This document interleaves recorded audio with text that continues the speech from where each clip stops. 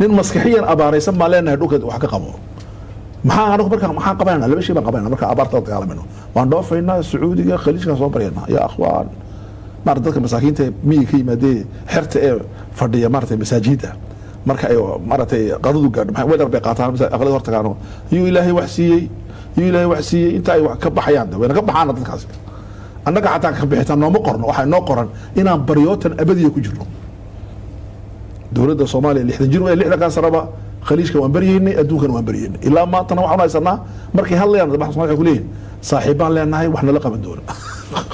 macnaha waxay wasaqad tagi doona marka manhajkeen waa sadaqad marka madhow arkay saaxiibkay isagana waan ka salaamay Cabdiraxmaan Cabdishakuur oo isaguna sheekh isku manhajihiin Sheekh Xasan waxa uu isku sawirayay fuqaradii iyo masaakiintii soo koofeysita khaliijiin la socdaan waa suuradii 40 sano ka hor gaalka iyo ninka Soomaaliga ah ay isku sawirayeen fuqarada carabtu meesha gaalka galeen khamiis qurux badan oo cad buu sitaa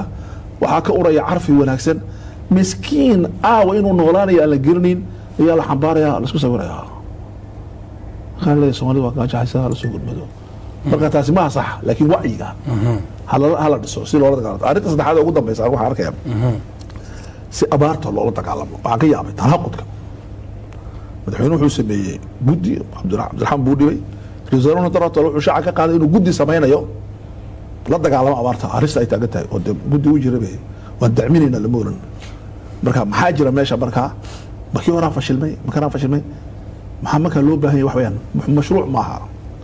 mashruuc maaha waxaan maarta laga shaqeysanayo waxa loo baahan yahay laga dhigo mashruuca la dagaalanka abaarta saddexaad wax weeyaan in dadka Soomaalida maxamed